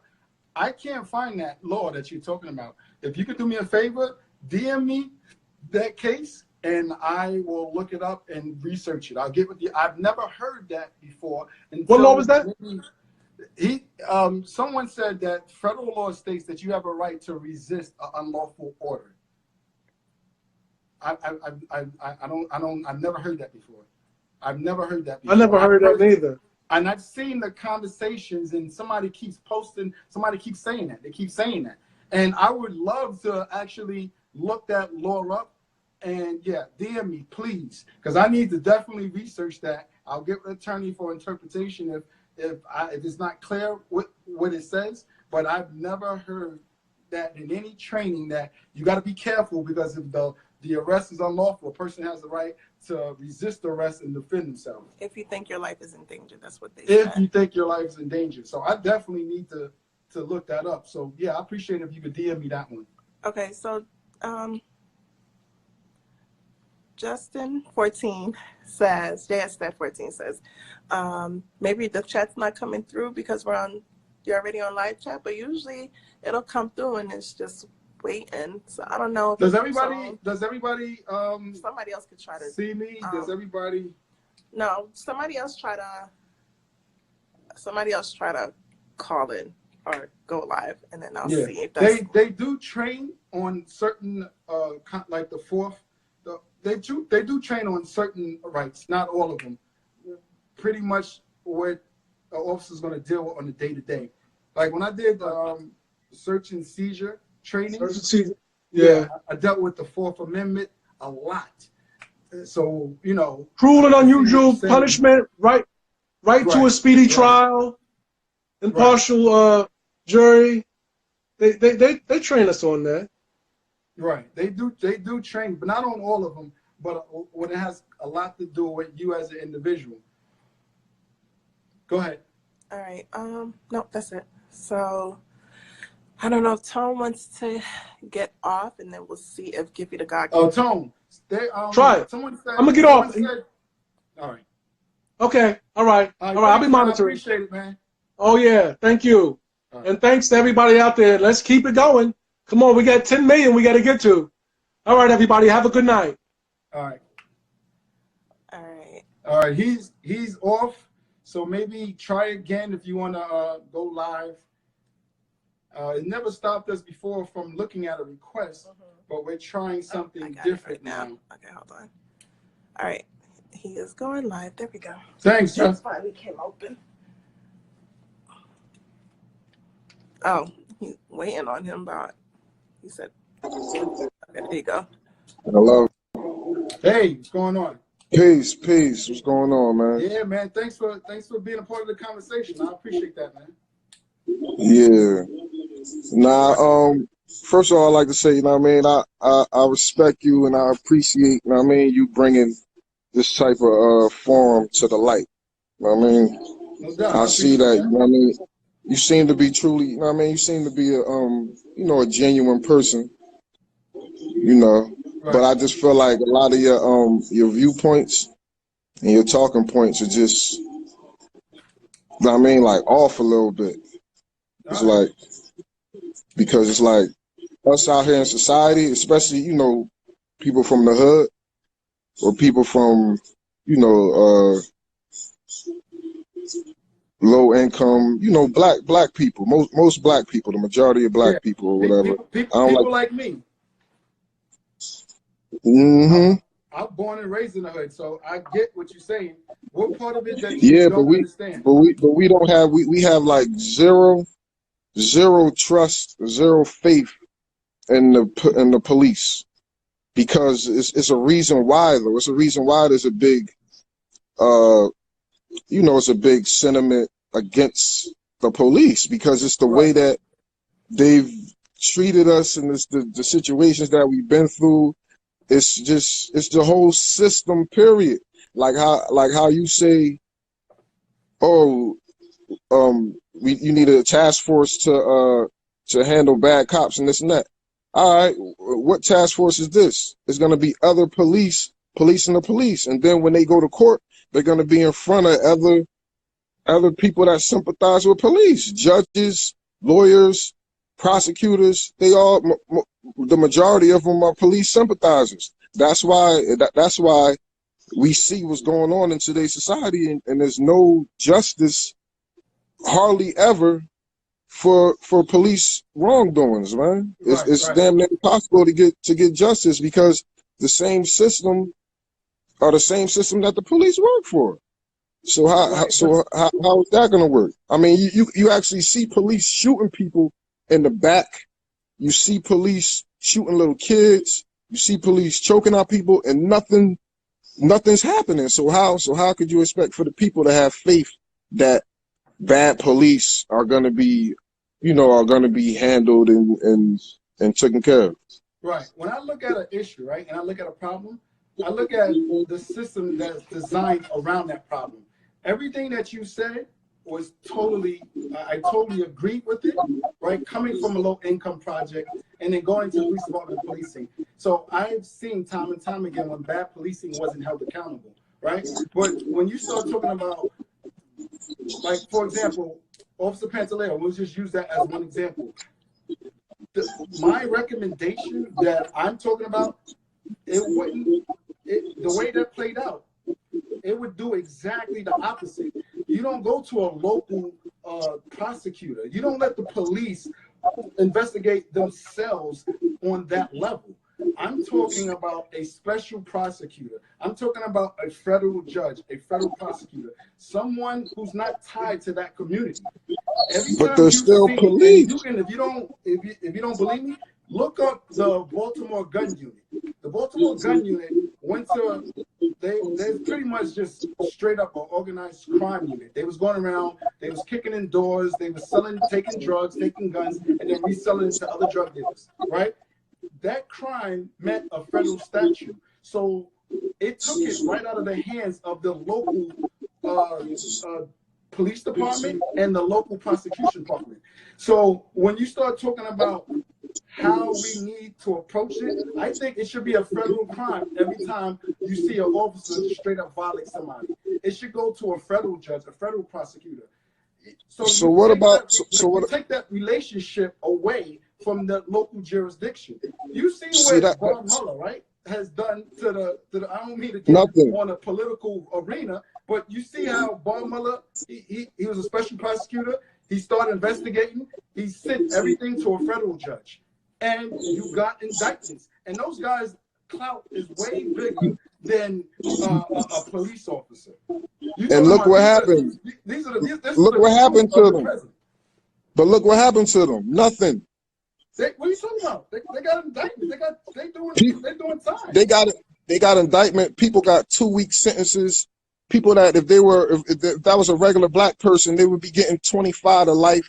People getting 4 years. Donald Trump is not getting nothing. His kids ain't getting nothing. Nothing's happening because they're being right. But you got to because they're being. Let's look at the crime that these people did, though. Look at the crime that these people did. You comparing that to a murderer? Look at what happened in Baltimore. No, I'm not comparing it to a murderer. Less than 15 years in prison. He gave 15 to 25 years to the whole entire gun unit of the Baltimore Police Department. I'm not. No, I'm 25. But listen, I'm not disputing that. I mean, every once in a while, justice will be served. But what about the police that killed the man in the back of the cop car, in the back of the cop van? Yeah, it didn't go to it didn't go to what I'm recommending. It didn't go to a federal in Baltimore. It wasn't no federal prosecutor. All that was done on the state level.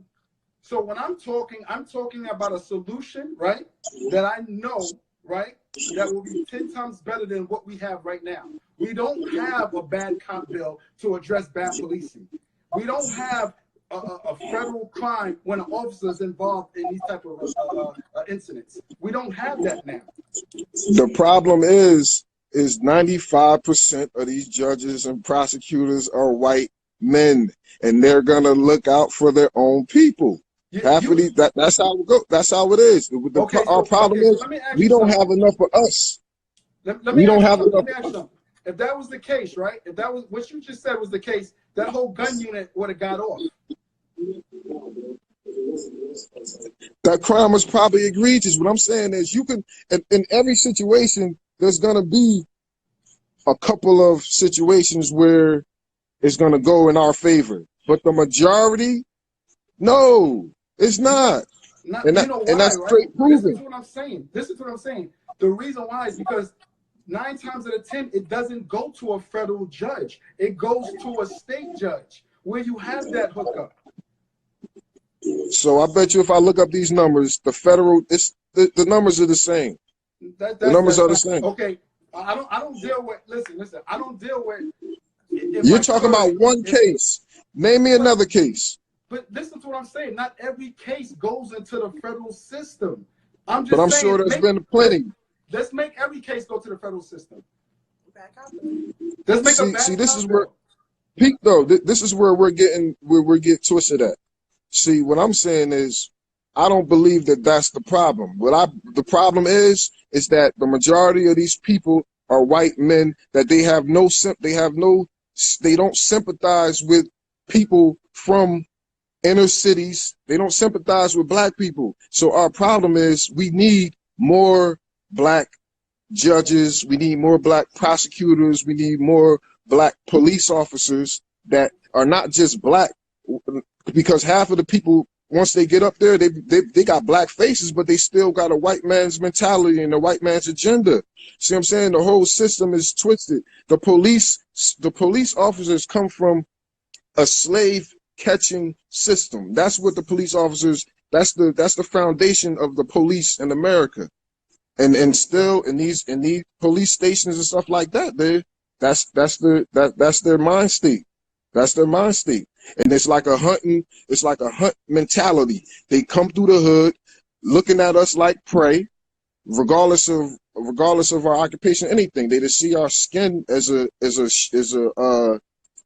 they don't like our skin color. They see it as a threat.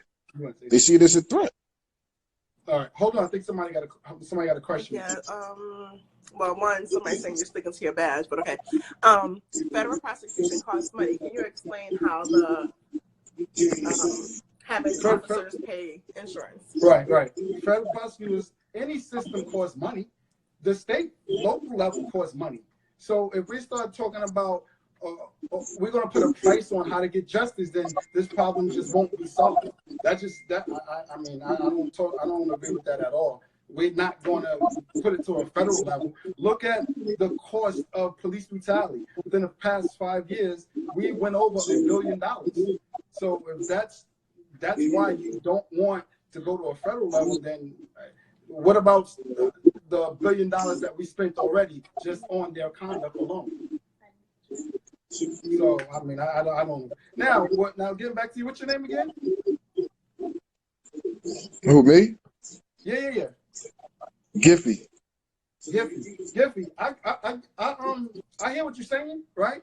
So you think, right, making everything black is going to be the answer? I didn't say everything black, but it has the demographics gotta reflect the society. See what I'm saying? Okay, so if you're in the hood, or if you're in the inner city with mostly black people, then that should be a reflection of the system. I think, me personally, I think you should be from the environment that you're policing. But that happens too. But you don't even necessarily have to be from the environment. But like you were saying earlier, they should be communicating with the environment, not just driving by. Get out, talk to the people, talk to the local shop owners.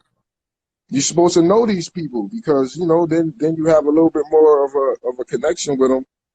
You can gain a little bit more respect and all that. But back to what the other officer that was on here, right? Now he was saying that, somebody double park, I'll give them a ticket and this and that. That's another problem too. It's that these tickets and all this disorderly conduct and disorderly persons, like you can give a disorderly person ticket for anything, right? But the reason why is so big is because what y'all don't understand is that you give people tickets. Now they got to go to court. Now they got to take out of work. Now they got to pay a stupid fine. Now they got to do this and that. Now their license gets suspended. And now they still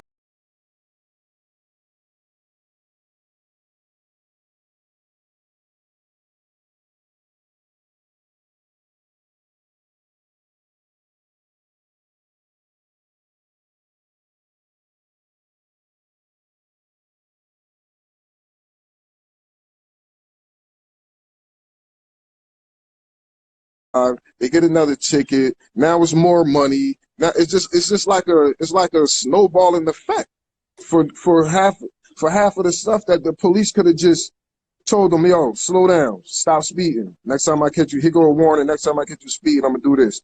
Or turn your music down. It's too loud.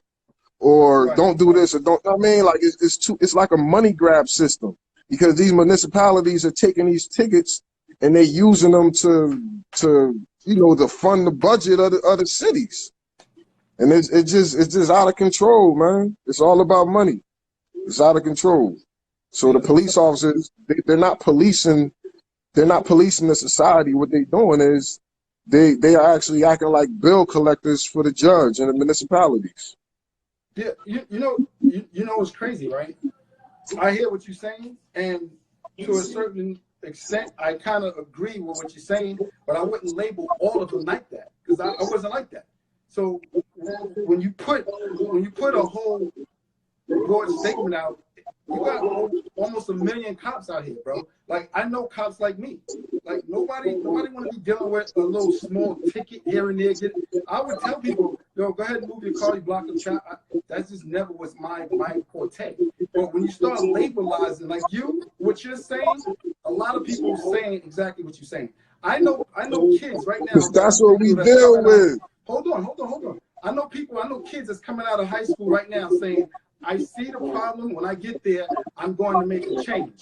I'm going to make a difference. But the way you're talking is, you're not even giving that kid a chance to come in and make a difference. Like, because once they come in, they go through the training, right? And now they got a job, and now they're protecting the agency instead of protecting the people. That's where we disagree at, because I didn't do that. I didn't have to do that. Protecting the agency. What are you talking about protecting the agency? I was a part of my community. So I have no idea what you're talking about right now. You making it seem like it's a brainwash, and every cop that goes through is going to follow the customs and norms that come with policing that I disagree with. You're an individual, just like anywhere in your job. Regardless of what that job is, you bring in who you are to that job. I made the uniform. I didn't let the uniform make me. And I know a lot of cops out there like me. So I totally disagree with that. Y'all totally outnumbered then. Well, I can speak from my experiences being victims growing up in the hood and then policing in the hood.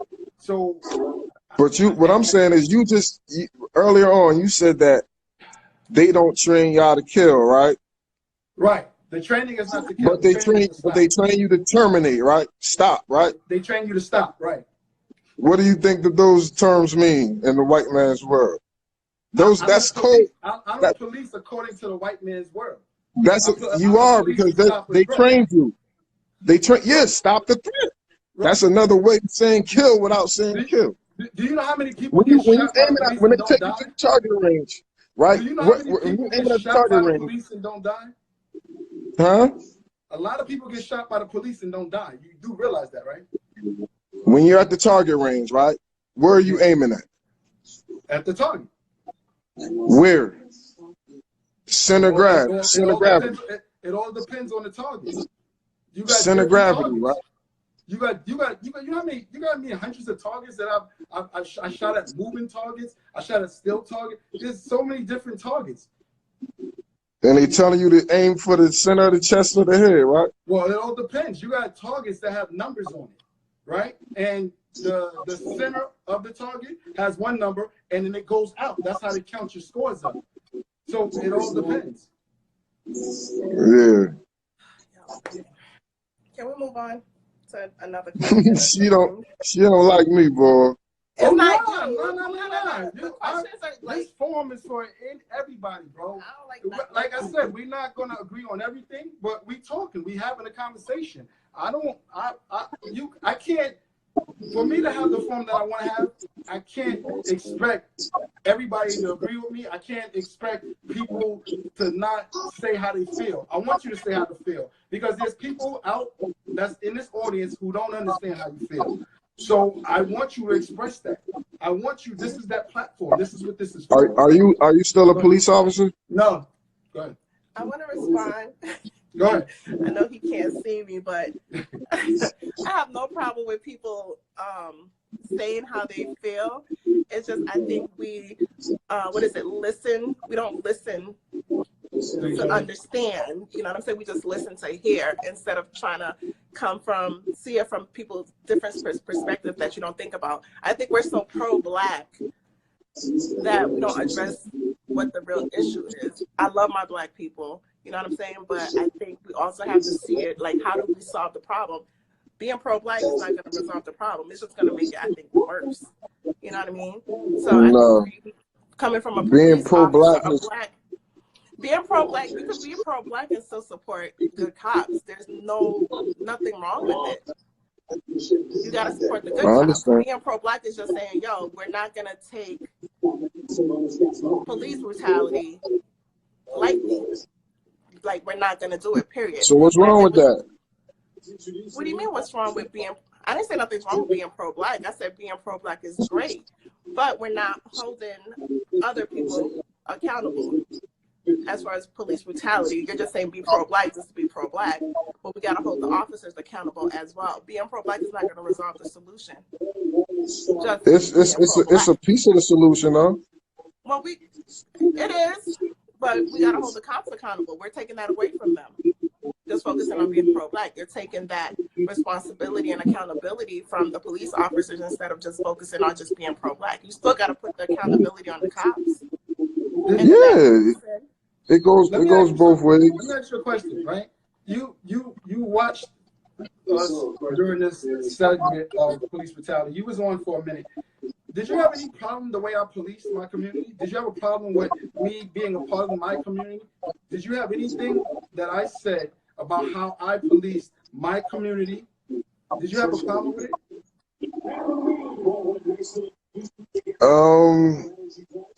No, I felt like your heart is in the right place, but I just feel like it's hard to do that with when you're in that system that's running the way that it runs and does the stuff that it does to people. But me being a Black man in a police uniform, policing a Black community and being a part of my community, why not support me? Why not support me? Because I'm wearing a uniform?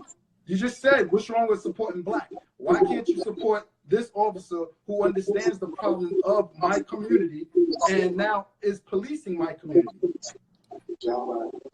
You're right. And I do try, you know what I mean? Not just because you're Black, you know what I mean? I try, just for people that's positive and righteous, you know what I mean? You could be white, you could be whatever, you know what I mean? Because I ran into Black devils just as many white devils that I ran into, you know? But the problem is education, though, man.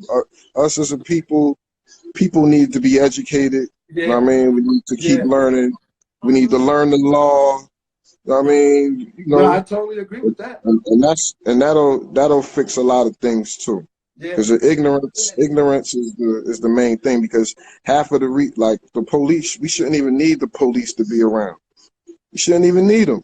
Right. I mean, people are ignorant.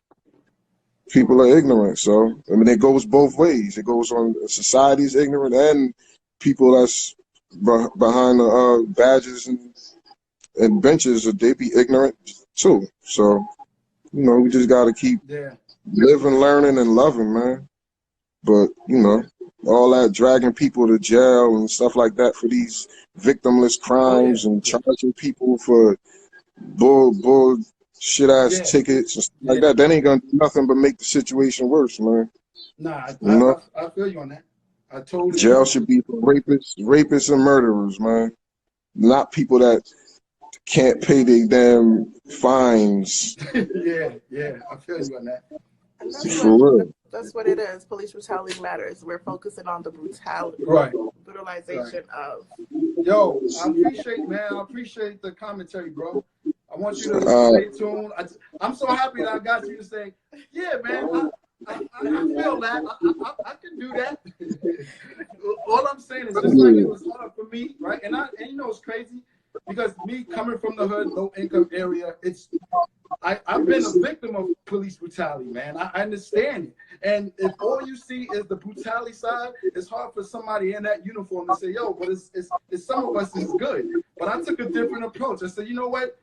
I know you can do that job way better than it's being done. And I actually did something about it. I became a police and was so thankful that I went back into a low income area and was able to police a little different. Was able to police in a manner to where I was a part of my community, the community accepted me. You know what I mean? And I showed them a different look about coming from that area. So I was, it was a beautiful thing for me. I enjoyed my time there. And now that I'm trying to make a difference through the movement of police brutality, I need more cops.